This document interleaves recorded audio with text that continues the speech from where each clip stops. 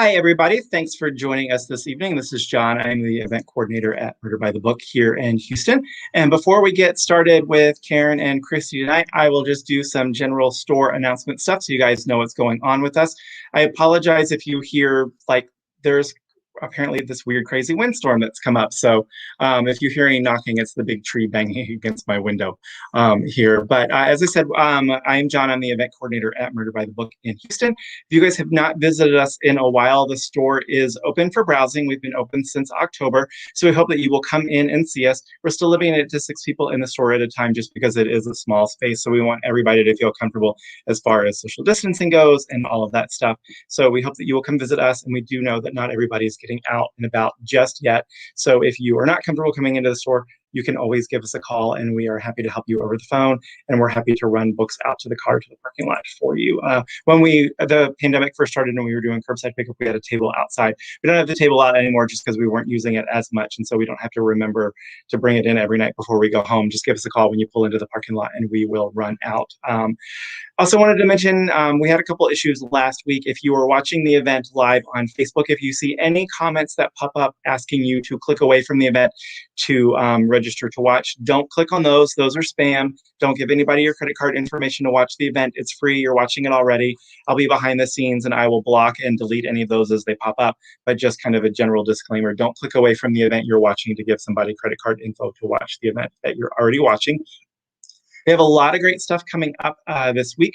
On Thursday, we're super excited. Jake Tapper has his second thriller out, and Gillian Flynn, the author of Gone Girl, is going to be interviewing him, so that should be great. She doesn't do very many virtual events, so we're excited about that. Next Wednesday, we're going to be chatting with May Cobb about her new book. Amy Gentry is going to be in conversation with her. And if you are historical fiction fans, which I'm sure some of you are since you were here to see Karen, we're going to be doing a virtual event with Ashley Weaver for her new series, and Alyssa Maxwell is going to be interviewing her on the 25th. So lots of great stuff coming up. If you haven't checked out the website murderbooks.com in a while, make sure you check that out. Also, make sure you check out on Facebook. We have our all of the events that we have done are archived, so you can check those out on Facebook and YouTube. Since the pandemic has started, we have done over 200 virtual events with over 350 authors. So if there is anybody that you were interested in that's released a crime novel in the last year, we have probably chatted with them. So there's a lot of really great stuff coming out there. But I'm going to get us started tonight. So I'm going to bring Kristy on first. So how are you tonight, Kristy? I'm great. How are you, John? Thank you for having me. Oh, thanks so much for doing this. I'm sorry we can't do it here in the store, but I'm glad that we're able to at least do it this way. Me too. I know. I was like, oh my gosh, the second time we've been trying to do this in store and haven't been able to. So maybe next year, We've got our fingers crossed. Don't anybody quote me on this because I will deny it, even if it is out here on YouTube. We've got our fingers crossed that hopefully in the fall, we might be able to start setting up some small things here and there actually in the store. So, but yeah, definitely, hopefully by the time you've got something coming out next year, we will be able to actually have you in store and chat. But tonight we are here to talk about your newest release, which is Under the Southern Sky. And for anybody who's watching who might not be familiar, Kristy Woodson Harvey is the USA Today bestselling author of 6 novels, including Feels Like Falling, the Peachtree Bluff series, and Under the Southern Sky, a Phi Beta Kappa summa cum laude graduate of the University of North Carolina at Chapel Hill School of Journalism. Her writing has appeared in numerous online and print publications. Her work has been optioned for film and television. Books have received numerous accolades, including Southern Living's Most Anticipated Beach Reads, Parade's Big Fiction Reads, and Entertainment Weekly's Spring Reading Picks. Kristy is the co-creator and co-host of the weekly web show and podcast Friends in Fiction. She blogs with her mom, Beth Woodson, on Design Chic, and loves connecting with fans on KristyWoodsonHarvey.com.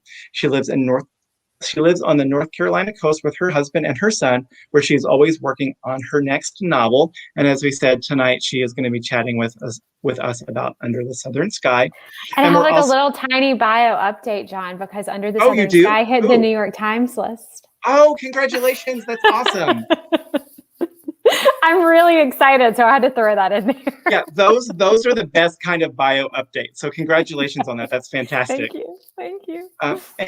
So we're going to bring out Karen White. How are you tonight, Karen?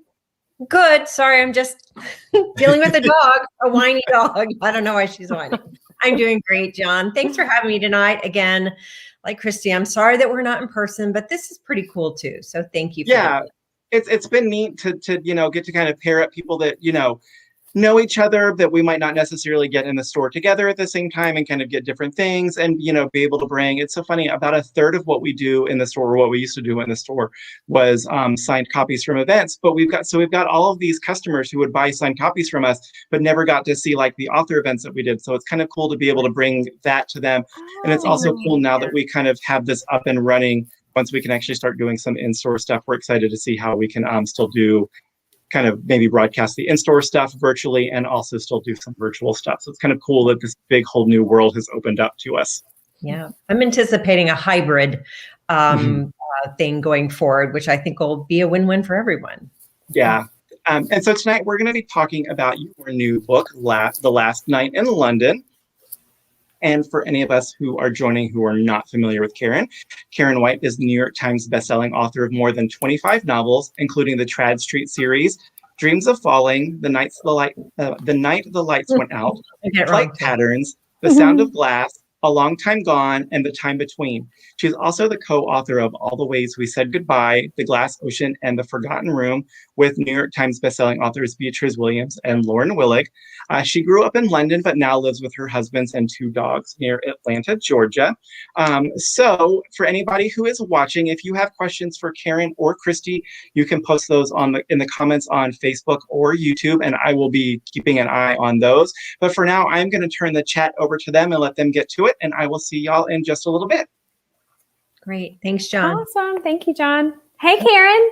Hi, Kristy. Didn't we just see each other like 5 minutes ago? I know, but I'm so glad that we get to do it again. That's so fun. I was actually have a different background because I know you have a real background, not like a faux Zoom weird background. No, it was the London skyline.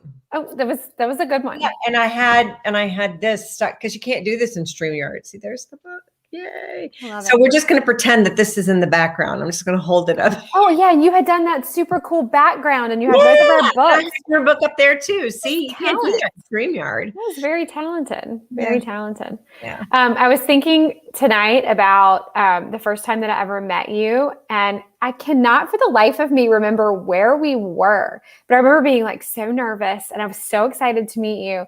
And we were at some kind of like festival or something. And you were like, oh, do you want to go have dinner? And I remember our dinner, and I was like, oh my God. The whole time I was like, I'm having dinner with Karen White.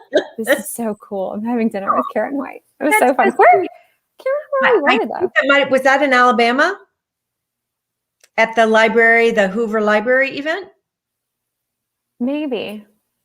Wait, was that Southern Voices? I feel like I've met you before Southern Voices. Wasn't that Southern Voices? I feel like I met you before then, because Southern Voices was so fun. Yes, that's an awesome. And if any of you are in the Hoover, Alabama area, that is something they do it once a year. It is amazing. They get amazing authors in. It's so well put together. It's so informative. And it's not just authors, but artists as well, to kind of showcase their work. So I highly recommend that. And yeah, it was super, super fun. It really was. Well, tell us about the new book, Karen. Oh, I was going to make you go first. No, you go first. All right. Okay. So I think what we'll do is talk about our own books, and then we'll ask each other questions that we each answer, and then go to Q&A. Love it. And I, because I'm drinking wine, so I'm pretty much open to any. Same. Cheers to that. Yeah. See, I might need more. Sophie, can you make yourself? She is whining at something, and like, can you go pour me another glass? Oh, I know. I put her favorite squeaky toy out of reach. Otherwise, we would all be listening to it right now. So she's whining instead. I apologize. Okay. We can't even hear. I can't hear her. So I can. It's annoying. So anyway, here's my latest book. Came out the same day as Kristy's book, April 20th, which was 3 weeks ago. 3 weeks ago. Yeah. Feels and long. I'm so excited about it. It is a little thick. I can't write short, but I grew up with the wonderful historical sagas by like Susan Howitch and so many others. And I guess I just want the story to go on and on and on. Not that this story goes on and on. There are two different stories, and they both come to a conclusion. But I've been wanting to write this book for over 10 years. So I lived in London for 7 years for my entire young adult life and when I was a teenager. And the day that we moved into it, we lived in a beautiful Edwardian building where Mick Jagger used to, he and what was her name, Marianne Faithfull, had lived in the penthouse apartment. And when I lived there, Jackie Collins from Dynasty, she lived there, and her daughter and I went to the American school, and we would, So cool. I remember her, she was in my creative writing class, and she was so talented. I'd like to know if she ever, published anything, but she was the one that told us, she would tell me things about her mom, her famous mom, which some of her beauty tips that may or may not have involved preparation age. But anyway, that's another story. That's another story. You can text me later. Tree spores. So do you see this behind me? I'm so sorry. So anyway, the day that we moved into our flat, the porter informed us that the reason why so many of the windows in the flat were plain glass and instead of leaded glass like the rest of them was because during the Blitz in World War II, nearby bombs had shattered them, and they had to be replaced quickly. So they were replaced with plain glass. And I wasn't I know, Kristy, you kind of were always a writer. I did not want to be a writer. It was never part of my dream.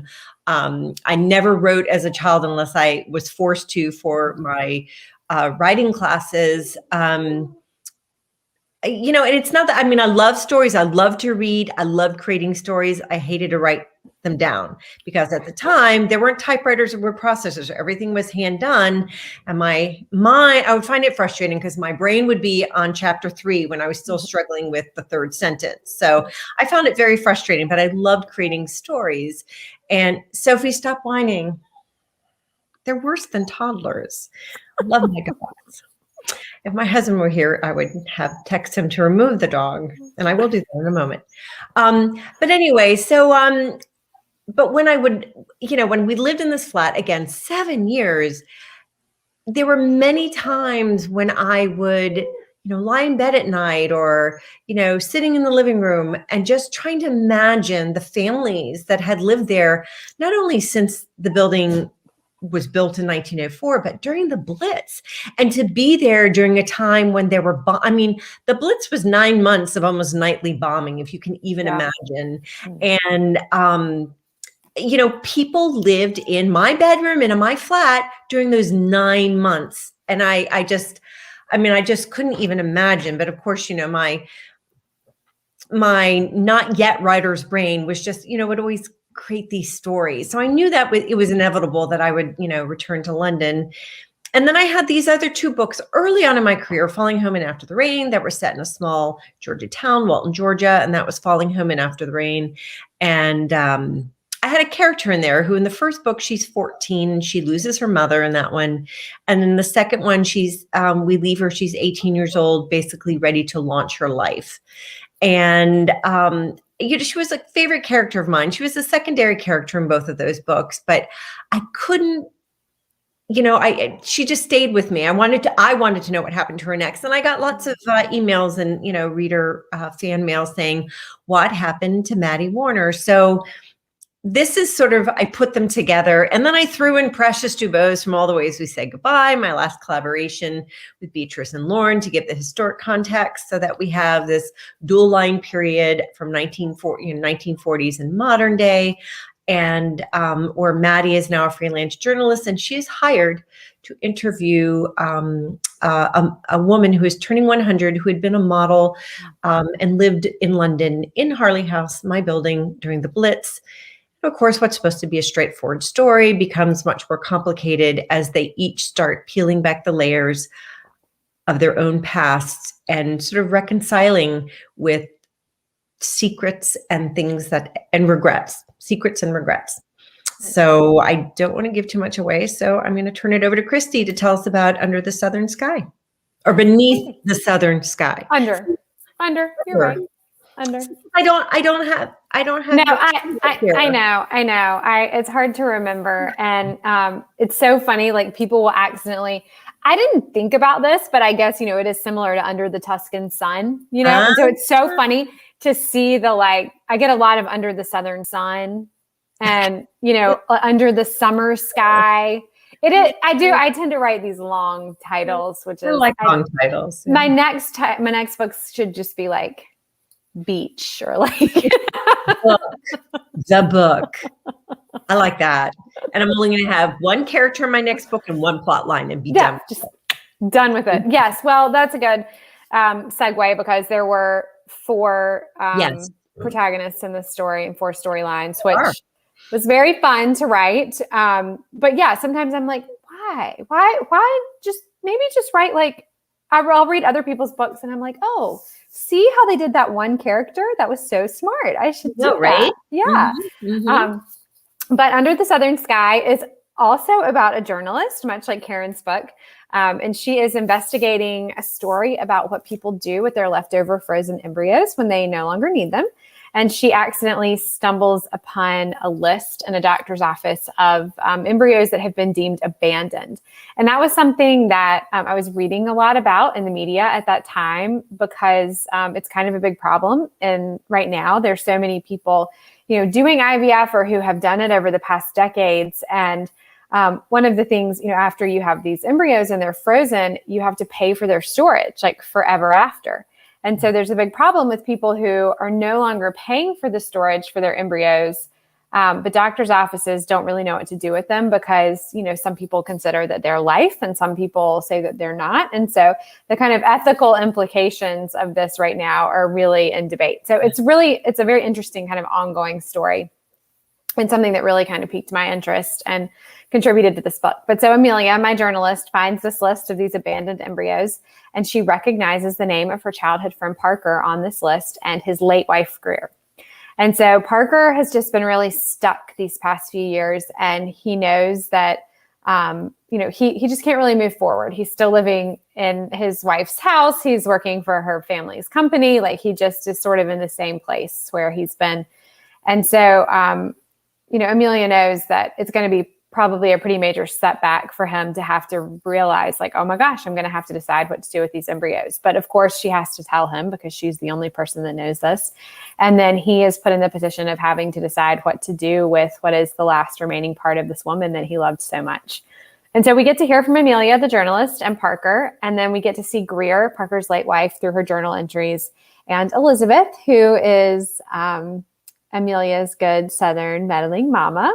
And so each of the characters in this story has a secret. And as those secrets are revealed, what ultimately ends up happening in this story kind of comes together. So it was a fun story for me to get to write. I thought about it for a lot of years before I wrote it. And it was like when I sat down to write it, it was like, oh, I finally, I'm getting to tell this story. So do you ever feel like that? Like there's something you're working on in the back of your mind for a long time. And then you're finally like, well, I guess, gosh, you've been working on this one since you were 7 years old. Right, exactly.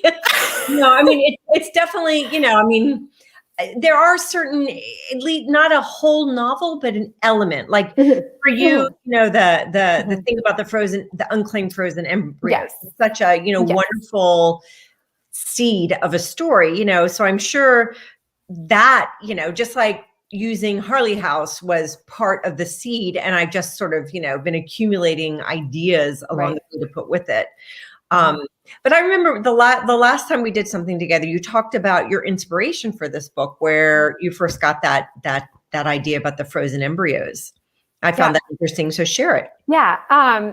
So I actually had a friend just come to me at a party probably like 6 years ago. And she and her husband had just finished IVF. They just had brand new baby twins and they had 2 embryos left. And the plan before they had the first set of twins is they were going to have the twins and then they were going to have another set of twins. And then after the first twins were born, she was like, this is really hard. I remember her saying that and I was like, oh, good luck with that. But, they didn't know what they were going to do with these embryos. And it was a really hard decision and it was something they were really struggling with. And she said to me that night, she said, a lot of couples are going to be going through this and you should write a book about it.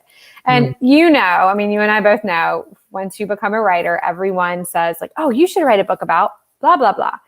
And most of the time you're like, oh, that would make a terrible book. You're like, oh no. But that was one of those ideas that I was like, yes, like that is a story that I could definitely write. Yeah, so. I'm sure it stuck with you. No, I find it not insulting, but people will say, I have got the most amazing story and I will sell it to you if you write it. As if the idea is the hardest part. It's like, no, for those of you who are uninitiated, writing a book is really, really hard. It melts your brain, okay? And yet we do it again. It's like childbirth. You do it again and again and again. You forget. And every now and then, like I'm working on edits for my October book right now. And I got to the end today and I was like, how did I do that? And I'm just every single, you would think after more than one book, you would know how to do it. After 29, I would think every time though, I open a manuscript for a new book, it's like, oh my gosh, I don't know what I'm doing. Yeah. I mean, it's so bizarre. And I'm like, and I guess it's because, this is something that I think we both kind of danced around, but a little nugget of an idea is not a story. And I know you and I have this in common that we don't plan the story. So we don't know what the story is going to be. And maybe that's part of it is we don't have some big, beautiful outline. We're just sitting down and hoping that something inspires us. We'll drop out of the ether and, Yeah. But it's not. It's very, very hard. So when people say, yeah, I'll sell you the story and then all you have to do is write it. I'm like, honey. I love it.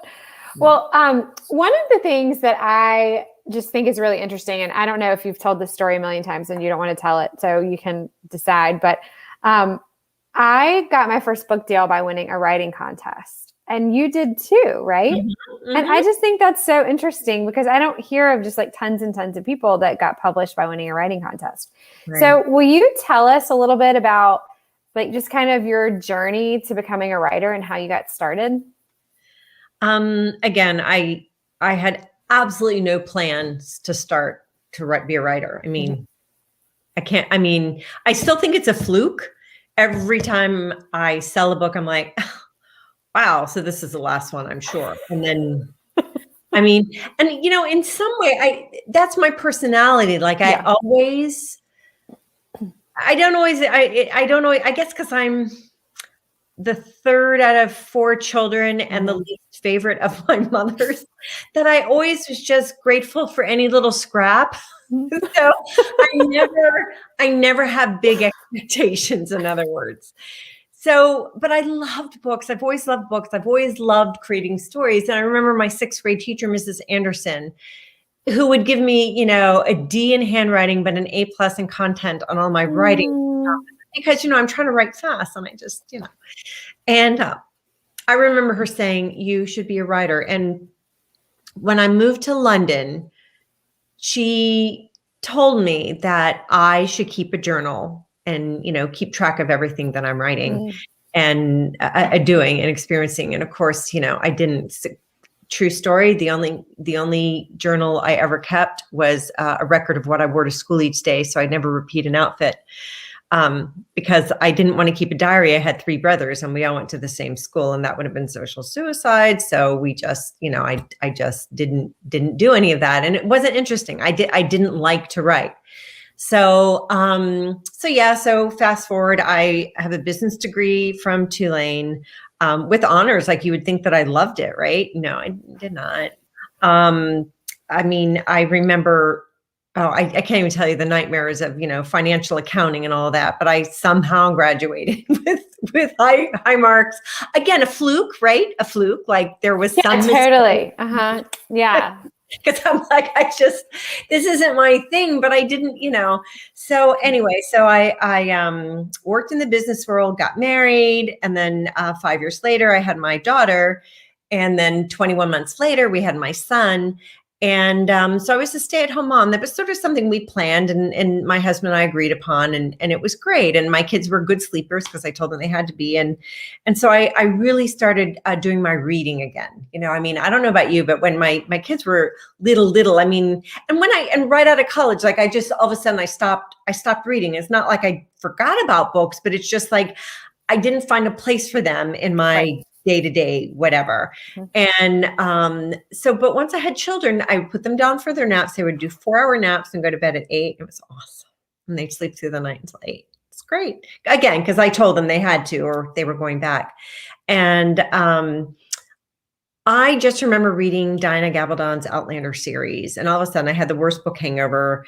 I remember taking my kids to the park, and I'd be reading with one hand and I'd be pushing them, and they would be like, Mom, it's raining, it's cold, we're hungry, we've been here for all day. Could you take us home, please, and feed us? And I'd be like, just one more chapter. And and so when I finished, I just couldn't get Claire and Jamie and Scotland out of my head. So I remember Mrs. Anderson, my 6th grade teacher, saying, you should be a writer. I was like, oh, for heaven's sake. So I sat down, didn't tell anyone because, I'm not a writer. That's not what I do. And I just started writing my first story. No outline, no preparation, no anything. And I had a paragraph, and then I had a page, and then I had a chapter, and then I had a whole book. I entered into a writing contest, not because I thought I would win, but because if you did win, your manuscript would get critiqued by Diana Gabaldon. And I wasn't even paying attention who the other judges were, but so I entered it and I did win. Not only did I get a critique from Diana, who is wonderful, it was the most helpful critique, but I also got an offer of representation from a New York literary agent who was the finalist judge. So it all worked out, there's been ups and downs, but yeah, that's basically the genesis of my story. I don't think that I knew the part about Diana giving you the critique. Yeah. That's amazing. And that was my first book, In the Shadow of the Moon. Yeah. Oh my gosh. It's weird. That's incredible. I did not realize that. Well, and that's the same. Like, I entered a writing contest, not because I thought I was going to win, but because I had no idea what I was doing. I didn't know anyone in publishing. I didn't know any authors. I didn't know what you were supposed to do. And I had actually already signed with a literary agent. So I guess I knew something. I mean, I had learned enough by that point to know, like, okay, I have to have a literary agent. Right. But the whole process was very slow. And I was, wanted it to go faster. And so I was like, well, maybe if I can get in front of somebody else. And so I went through like this big list of writing contests, and anyone that had a judge that I was like, oh, this is an editor at a publishing house I want to work for, or, this is someone that I think could give me really good feedback or whatever it may be. And I just entered a bunch of writing contests and got some good feedback on my work. But it was, an editor at Berkeley was actually one of the final round judges. And it wasn't like she ended up just like buying the book. I mean, she requested the manuscript, and then I ended up doing a rewrite for her. And, then she eventually ended up buying the manuscript like a year later. But there are just so many different paths. And I just remember once I got really convicted that, like, yes, this is what I want to do, I was like, okay, like, the agent's the door, but like, where are the windows that I'm opening just in case? It's very like, this is hard. What do I do? And I was kind of like you. I had a brand new baby at the time. And so I remember thinking, okay, when he gets a little bit older and I'm not like nursing and, doing all these things, like, I'll go to one of these like pitch conferences. And, I was very big into like plan B, C, D, E, F, G. Right. Like, I really, wanted to make sure. But I think I'm like you. Like, I'll be like, like, I was thinking about something today, and I was like, wait, but like, what if I never get another contract? I mean, it's so funny how you just, you just think these things of like, okay, it's like, I'm never going to write another book, or it's very bizarre. It's not like I take it for granted. I think this is an amazing career. I'm just so grateful for it. And I realize how fortunate I was to sort of not plan for it, but fall into it without any plans. I mean, it wasn't really until my 12th book when I hit the New York Times, like for the third time, I guess, they used to do an extended list. And this book had been on the extended list for 7 weeks. And I thought, well, maybe it's not a fluke. I don't know. Let me see if I can write another book. And of course, starting a new book is the one guarantee that will make you feel like you have no business doing what you're doing. Because it's like, okay, what am I doing? And I think, why am I here? I think that's how I feel too. It's like, it's not like, I don't think I can do it or whatever. It's just, I never take it for granted because I know, I mean, you know, once you're in this business for a little while, you kind of know, what it's like, how hard it is to kind of stay here. And so I agree with you. I never take it for granted. Like whenever I have that next book, I'm like, okay, write it like it's your big chance. Like it's your shot. No, and you have to, and I do. And that's the other thing. Like, I don't really pay attention to what else is going on in the publishing world because that will drive you crazy. Yeah. I just focus on what I just wrote and what I want to write next. And that's pretty much as far as I go. Oh, and then the collaboration, because Lauren Beatrice and I always know what they're working on because we're always texting back and forth. But that's always for advice and stuff. And that's kind of fun. It's so much more fun to help another writer with their book because you can give them all these fabulous ideas because you're not going to have to do the hard work of actually putting it on paper. Like I said, that is definitely the hardest thing. Well, and that really intrigues me too. Like, how is it different? I mean, this is maybe a silly question, but when you're writing your own work versus when you're doing one of your collaboration books, like, are the collaborations easier? Are they harder? Do you look forward to them more because you're kind of in it with somebody else? Like, what are the sort of pros and cons to that? Right. Oh, I think writing with friends, we call them friends with benefits. That's the way you think. Writing friends with benefits. So, okay. So, when you're plotting and because you're like me and, Beatrice and Lauren are the same way. When we don't outline but we have to outline our collaborations because you're working with two other authors. You want to make sure that everybody's, in line.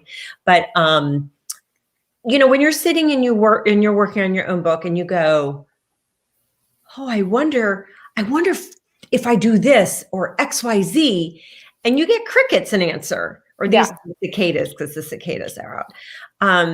But when you're with two other friends, author friends, it's like, oh, wait, this isn't working. I just text them, okay, what about this? Yeah. And they're like, oh, yeah, that's great. We'll just adjust our chapters. And we call ourselves the Unibrain. We literally have one brain and three bodies, and it's just ginormous. And it just makes life so much more fun.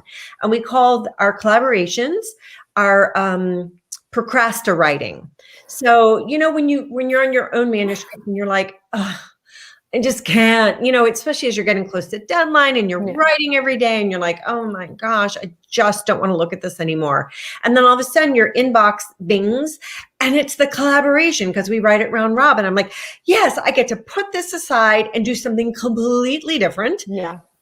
And I write that and get into it. So then by the time I send it to the next person, I can go back to my manuscript and I've got like a fresh perspective and it's the best kind of procrastinating. So I love that, procrastinating. That's incredible. Because it's still productive.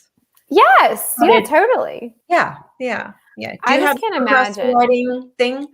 I mean, I'm sure I do. Well, yeah. I mean, I think for me, it's like usually it's another manuscript and like, especially this year because I had one come out April, I have one come out in October, and then I have one coming out the next April. So it's like same. Yeah. So it's like you're doing all of them at the same time. Like there's no real different. Because I think you both got copy edits around the time these books came out. Yes. Yeah. I got line edits. So I just got copy edits for October. I actually finished them today, although I'm doing another like really thorough. I feel like I haven't had as much time with this manuscript as, I normally do. So I'm really trying to like dig really deep in it. But then, it's like, oh, let's look at covers for the wedding veil. And what about that cover copy? And, you're doing all of that. Yeah. And it's exciting because you're like, oh yes, I can like take a break from studying commas and go look at the, But I am excited to kind of start the next project and sort of like dive into what I'm writing next. And I do always get really excited for that. And, it'll be fun when it gets there. And I kind of know what I'm going to write about. Like it's sort of like simmering. I actually started something just really, you of all people, Karen, will appreciate this. So my son was not able to go to summer camp last summer because of COVID. So what his camp did was they opened up a bunch of the cabins and it was like very socially distanced and there were only like a few people at a time, but they did family camp. Aww. So you could go to camp with your family, which Is there was really water? That's my question. there was water. There was water, but it was rustic. It was very rustic, but it was really fun. Okay. And it's a very, very old camp. And it gave me and I was like, oh my gosh, like if these walls could talk kind of thing, and I was there with a bunch of friends and we had the best time. And we actually got stranded on a sailboat, which was hilarious because one of my friends that I was there with is like notably like one of the best sailors to ever come out of the camp. And we like got way away and the wind just died. And like, there's nothing about it. So we all sat in the boat like, okay, well, we have no water. We have no cell phones. So we had nothing. What a waste. I know. But we worked on this book. So that's the thing. Everyone told me they're good camp stories and we talked about this book. So that'll be cool. That'll be fun. So speaking of that, this is a really important like book question. No, I'm just kidding. It's not a book question at all. But if you were stranded on a desert island, what would you want to have with you? Three things. Food, a wine fridge or wine cooler. Mm-hmm.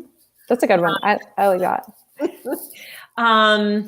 So I don't read on Kindle or anything. I prefer paper, but I wouldn't have room. I would have to ask for a loaded Kindle then, just because, because that's multiple books. You know what I'm saying? Yeah, what a good idea. Yeah. That's going to be my new answer to this question whenever someone asks me. Right. Because you're right. It's like, it doesn't matter how much you love one book. I mean, you can only read it how many times, but if you have a Kindle and it's already downloaded, because I'm sure you don't have internet and you don't want, I love internet. I hate internet.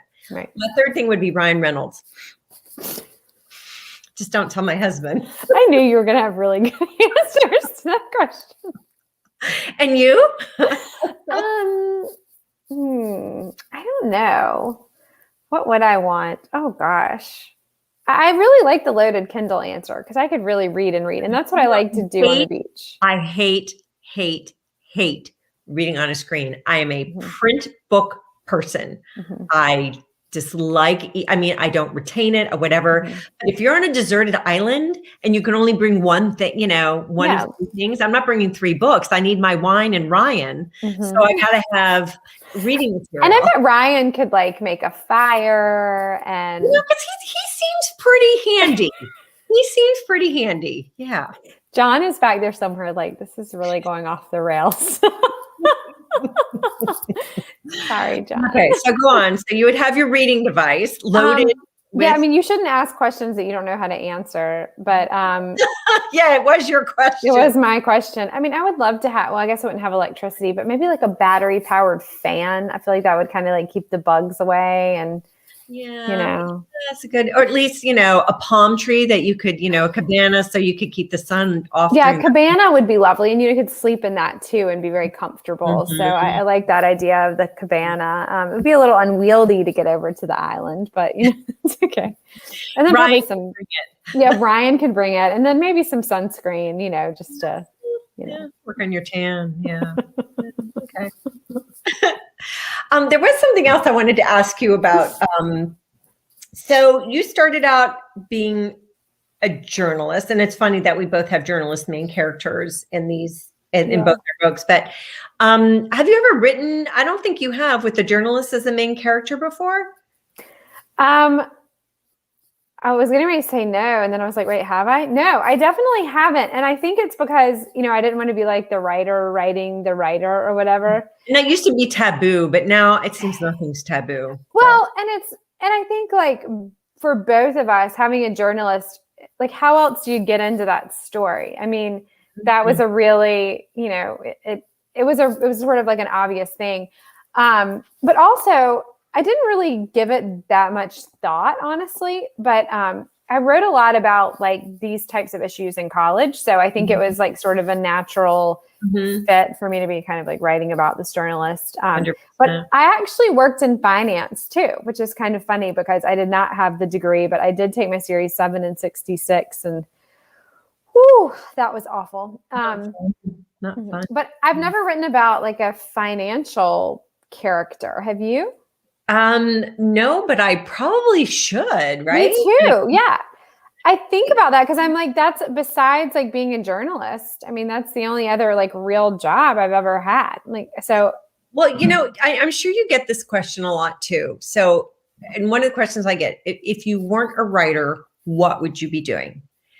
And I have to say, and I guess my daughter gave me the inspiration. So my daughter has a master's in historic preservation, and she actually worked for the National Trust in Washington, D.C., but now is the architectural historian for a civil engineering firm. So basically, when they're hired to do like a big development, a mall or some complex, she has to go and survey any structures that are still on the property to recommend the viability or non-viability of saving it, moving it, whatever.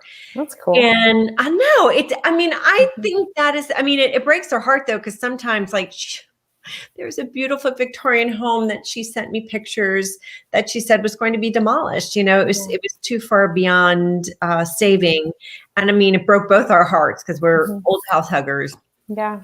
Every single one of my books has, an old house as a central character. And in, the night, the last in London, it's, my building built in 1904. And I just find that so fascinating. So what I've done, I have actually, the book I'm working on right now, my main character is my daughter's age, and she is an architectural historian for a civil engineering firm. So that's such a cool job. I love that. Cool job. And if I need to know what they do day to day, I just text my daughter. So what are you doing today? That's so great. And the field work, like it's firsthand experience. Like I had done the job. So lot more interesting than like a financial world sort of thing. And, except I feel like there's a lot of good, like scandally kind of things that happen. There are, but I was an operations manager where I had to, I had my fingers in every pie, and I worked with a bunch of, it was a software development company, and I worked with a bunch of engineers who had PhDs in aeronautical engineering from MIT. So there wasn't a lot of social stuff going on, if you know what I mean, because they were all lovely, but just very, and so I don't know if I want to go back and write. Yeah. So I was more in like the sales end of it. So there was a lot of like, like conferences and like client things. There was always that sounds like fun. Me, not so much. Like I would be the person like the engineer, who could like design rockets for NASA using their computer aided design software. If something happened to their hard drive, they'd be like, and I would have to like go get the new hard drive and like install it for them. Okay. So I had like a lot of, they couldn't like plug it in, but they could build a rocket. Just, so it was fun. So maybe I could, but yeah. Totally. Wow. It was interesting. That's awesome. Well, I think I would be a decorator probably. I mean, my mom and I have a interior design blog that we've had for a long time. And I'm like you, I write a lot about houses and old houses. And I live in an old house. We've restored a bunch of old houses. And it's definitely something that I really love. And I mean, mom and I we do some projects here and there. Maybe not this year so much with the 3 books coming out, but I do really like that. Impractically, I would like to be like a country music star, but I don't really have any actual like skills for that job. But that is most of them don't these days. My son is like behind me, and he was like, "Yeah, mom, great." Hey, I want to be a backup dancer for Beyonce. Okay. It's fine. I mean, no one is, the question was, what would you be? Not what could you be? Could you be? Yeah. So I can dance. I got moves, but my family, especially my 2 children would be like, "You're dead to me, mom." So. I think you would rock it, Karen. I think you would rock it. Oh, thank you. All right, do you think we should let John come back in and see if we have any questions? I guess so. I know if everybody's probably already left like, dear Lord. Okay. Hi, John. Welcome back. Hello. So I also would not mind having Ryan Reynolds stranded on an island with me. Just throwing that out there. It's good to know like really where you stand on the Ryan Reynolds situation because I mean, funny, he's good looking, he's got the bod. So what if he has a wife? We don't care, do we, John? Just come on. I have a husband. It's fine. I know. I'm sure I have a husband too. Just who? What husband? Right. Right. So we've got lots of great chats going on. Lots of people were saying that they definitely hope that once we are able to kind of get back out in the world, that virtual events will continue happening. And like we mentioned, I think we all said we'd really still love to see that happening as well. Lots. So you guys both touched on this a little bit. So Karen, you said that you did not want to be a writer when you were growing up. This was not something that was, a career path that you had thought. Kristy, I don't think you talked about that though. Was that something that you wanted to be early on? Not really early on. I actually got an internship at a newspaper when I was in high school, and that sort of sparked my interest in writing. I really loved it. I loved being able to interview people and kind of be the person that told other people's stories. And but even all the way through college, I would always say, nope, I'm only going to tell real people's stories. I'll never write a novel. So you should just never say that, because here we are. Never say never. And the other thing is my for any of you youngins listening, you don't have to know what you want to do for the rest of your life when you're in college.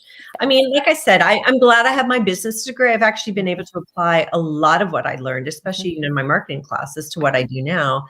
But everything you do is a learning experience to apply to whatever you do next. And don't ever say you're too old to make a career change. I don't think that's the case. That's a really interesting point, because I feel like when I was in school and then graduated, we just sort of knew that it was okay, we're going to go do this, and maybe we'll do that, and maybe we'll do this.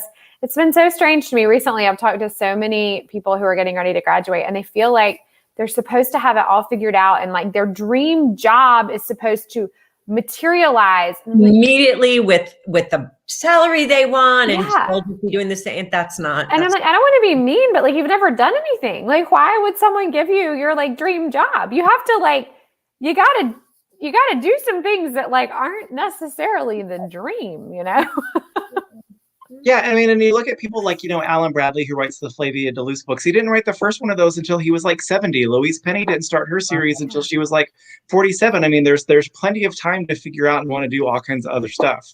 Well, and I think everything that you do in your life, I mean, I think that was probably one of the biggest hurdles to a COVID year for a lot of writers is we get inspired to write stories because we're out living our life.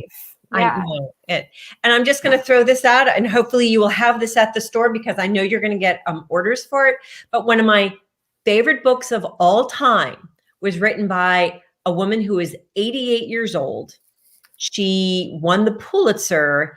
It came out many, many years ago, but I have it in hardcover. It's one of my favorite books. It's called And Ladies of the Club by Helen Hooven Stantmeyer. And I'm writing this down. You will love it, Kristy. It's just one of those wonderful sagas of these two best friends in Ohio before the Civil War. And then it takes them to one of them's turning 100, and it's their lives and they start a book club, and it's this incredible rich story. And she was 88 and won the Pulitzer. So what was the title again? And Ladies of the Club. She's and Ladies of the Club, because that's how they start each meeting. It's just fabulous. Okay. Right.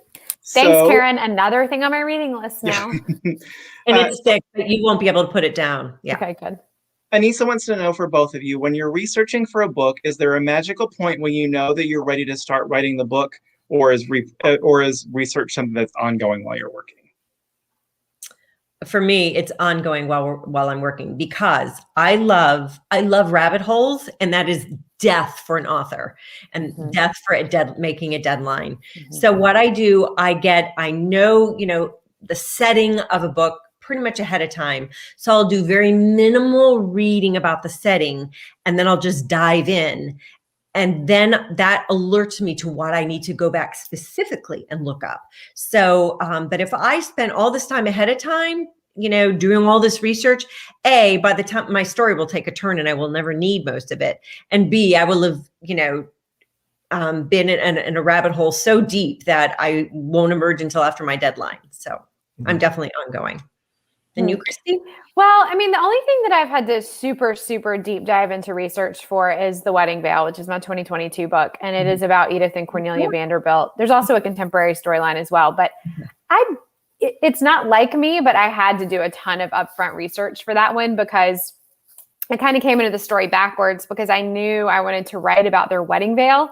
But I didn't really know anything. I mean, I knew a little bit about them, and that's what intrigued me about the stories. I knew enough about Edith and like how amazing she was that I wanted to write about her, but I didn't know enough to write a book. So there also was not a ton about them. There's not just like tons and tons of research about them. So I had to really kind of deep dive into that before I like knew what my story was. But I'm with you, Karen. I mean, the rabbit holes, oh my gosh, like I would go in and I would be working on something and I would think, oh, I probably need to verify that fact. And then like 4 hours and 7,000 newspaper.com articles later, I had learned nothing about that thing that I was trying to find. But you read a bunch of other really cool stuff. Right. That I could not use any of for the book. Right. You know, I mean, so it is a very dangerous situation for sure. So Elaine wants to know, since you both have a second book coming out later this year, at what point do you start planning that next book? Oh, gosh. As soon as I sign the contract that I'm going to be writing another book, I'm like, well, I should start thinking about it. Because unluckily, I mean, I guess with 29 books under my belt, I just, we agree to, like, right now I'm only doing one book at a time just because I can't think that far ahead, just other stuff going on in my life. But I did sign a 2-book contract for a spinoff of the Trad Street series. So I knew there were going to be 2 books. So while I was working on the last Trad book, I was already planning in my head how I was going to spin this series off and launch a new series with it. So that really helped to be working on a book while thinking about the sequel to it. So, or not sequel, but a spinoff. So yeah. I probably wouldn't have written 2 in 1 year, except that, it was COVID. So I wasn't traveling. We weren't on book tour. And 2022, The Wedding Veil was finished. And so I got this idea I'd gotten so many requests for another Peachtree Bluff book. And I thought, oh, wouldn't it be fun to write Christmas in Peachtree Bluff? And I actually did something kind of brave and unlike me, but I pitched the idea to my editor, just like super vaguely, like, hey, what if I wrote a Christmas book about Peachtree Bluff? And she was like, oh, that's a really great idea. But then, the person who would have actually been like making me the offer was out of the office for the rest of the holiday season. But I was like, you know what? It's December.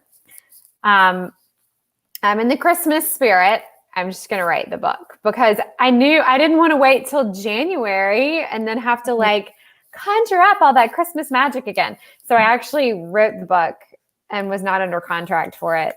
And that was a little bit risky because, it wouldn't have been if it was just a random book. Like I probably would have been fairly confident I could have sold it. But, the 4th book in a series, it's pretty specific. Like that's a pretty specific thing. So is it a novella or a full novel? Well, so actually when I talked to her originally, I was like, I'm just thinking like a little novella. And then I got into it. It's later. Yeah. 5 points of view, 400 pages long.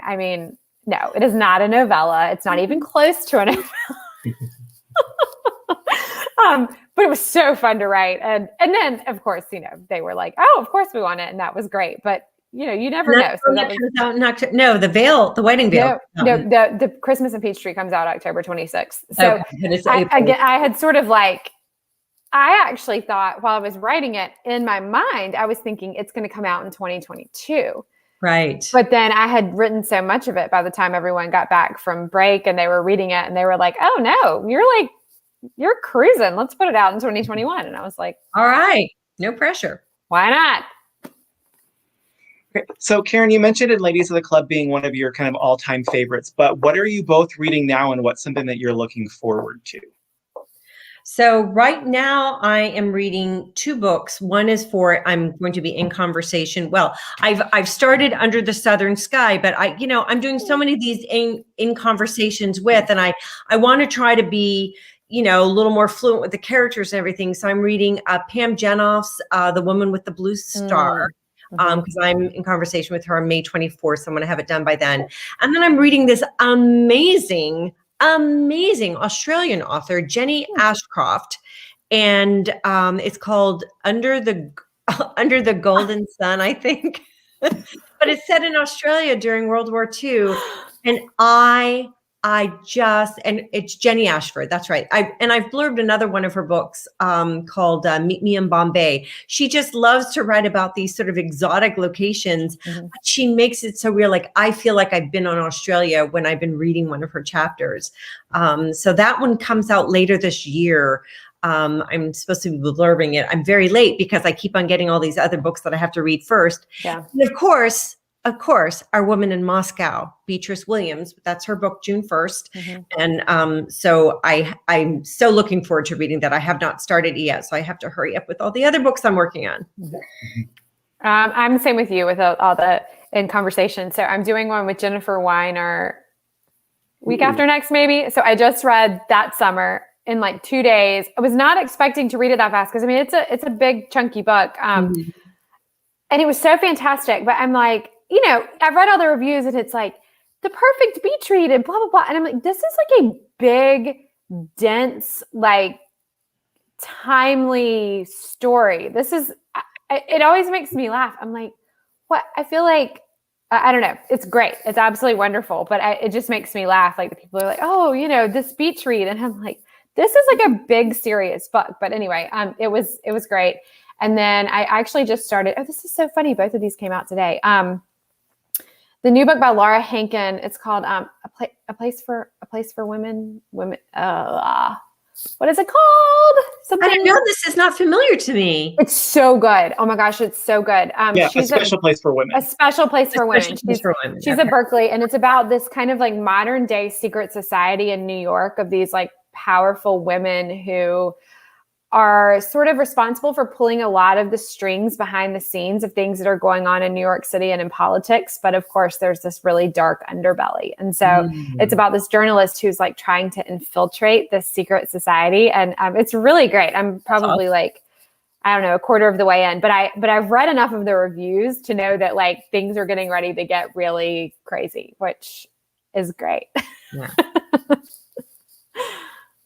So Kristy, so you read reviews of other people's. Do you read any of your own reviews or? I mean, yeah, I do. I mean, I know authors are supposed to be like, no, I never read my reviews, but I totally read them. I don't read like every single, well, I'll tell you when I do. And Karen, I don't know if you do this, but like before the book comes out, I am like obsessively reading every single little nugget of a review anywhere, everything that like pops up on Goodreads. I'm immediately now at some point, when you're on tour and stuff, you kind of start to lose track of all the reviews. You can't really keep up with like reading all of them. But if I'm having a bad day, I definitely go and read my good ones. I know. That's for me. I'm one of those people. I don't. My publicist will send me like the big ones from Library Journal and Publishers Weekly and Book List or whatever. But unless I see one on social media, I don't go look. I used to, and then I learned early, I think it was with my book on Folly Beach, and I was on book tour and I'd had like, 100 5-star reviews and, online. And I went, it was like been a long day. So I'm like, I'm just going to read my good reviews again. And I go on and I realized that I no longer have 5 stars. And I'm like, okay, somebody gave me a bad review. So this guy had given me a 1-star review. And I'm like, so being the normal person I am, I Google him. And by the 3 hours later, it's like 1 a.m. And I know where he lives. I know he's the president of his homeowners board. I know where he went to college. I know where he works. And I call my husband, and my husband's like, turn off your computer. Go to bed. You've plotted like how you're going to take his whole life down. Like it was ridiculous. Like, why do I care? He's not even my audience. He literally said, I read the first page. it's a chick book, not for me, and gave me 1 star. And I'm like, I'm so mad. But Thanks that, you know, that has nothing to do with me. I can't do anything about it. Why? I just can't care. And that's when I stopped. I realized that it was this sick thing, and all it did was make me miserable. So, well, and I will say, I mean, I read tons of my reviews on Instagram because, you know, bookstagrammers like tag you in them. And so I see them all. And those are the ones that those are mostly great anyway. Yeah. I mean, it's pretty, I don't think anyone's ever tagged me in a review when they didn't like the book. Right. I mean, I think that's kind of one of those like etiquette-y type things. Like if you hate the book, you're probably not going to tag the author. I don't know. But so that's always nice. Yeah. Which people do. So just general disclaimer for everybody out there. If you don't like a book, you don't have to tag the author in your review. It's fine. You can post your review. We're not going to share it. We're not. Yeah. No. It's so funny how, like you guys both mentioned this too, but it's kind of the same for McKenna and I at the store, how so much of our reading in the last like 14, 15 months has been geared to who am I in conversation with? What interviews am I going to, what authors am I going to interview? So much more so than it's been, because, you know, it used to be like, if you would come to the store, be like, okay, everybody, here's Kristy, and you would just turn it over to you, and you would get to just chat, or here's Karen, and like, you would run the show yourself. But yeah, and so now that we're doing a lot more in conversation with other author stuff, we don't have to kind of keep up quite as much. But yeah, it's definitely been a lot more, okay, if I'm interviewing this person this week, I need to start this book this time, or at least, you know, read. Right. Which has been great because I've discovered stuff that I wouldn't necessarily pick up. But me too, definitely. I've discovered so many new authors that I might not have read before, or I might have read, but I didn't have time to read, and it put it for, you know, in front of my face. And reading is such a like happy time, but sometimes I don't make time for it because I'm like, okay, well, it's 9. Oh my gosh, I could like go do 3 more chapters of like my book that I'm editing. But it makes you like take that time to be like, no, I'm going to go read this great book because I'm interviewing this great author. So, yeah. So you guys both touched on it, but just before we head out this evening, just to recap, can you tell everybody what you have coming up next? Let's start with Kristy. October 26th, Christmas in Peachtree Bluff. It's the 4th in my Peachtree Bluff series, and it is it's a really good feel good. It's a really good feel good. That is not what I meant to say. It's a very feel good story about the Murphy women and a big hurricane that is heading for Peachtree Bluff, and then kind of how they rebuild their town in the aftermath of the hurricane. And then 2022, The Wedding Veil. It is about Edith and Cornelia's real life. Edith and Cornelia Vanderbilt's real life wedding veil, and it's kind of my answer to what happened to it. Very cool. For me, November 2nd, I have The Attic on Queen Street, which is the final and 7th book in the Trad Street series. And then in the fall, I don't have specific dates, but I do know in the fall, probably September, is going to be the next Team W book, the collaboration. No title yet, but that it's almost done. We normally we haven't met. So normally we come up with a title when we meet, and we haven't met. So we will be doing that in August. And then I also have coming probably November as well, it will be the first book in the spinoff series called The Shop on Royal Street, and it will be set in New Orleans, and the main character will be Nola, who I borrow from the Trad Street series. Nola from Nola. Yeah, Nola, and she's named after New Orleans, so that's her nickname. So I love that. Where she was conceived, and her mother did it as a joke, and it stuck. So I love that. That sounds awesome.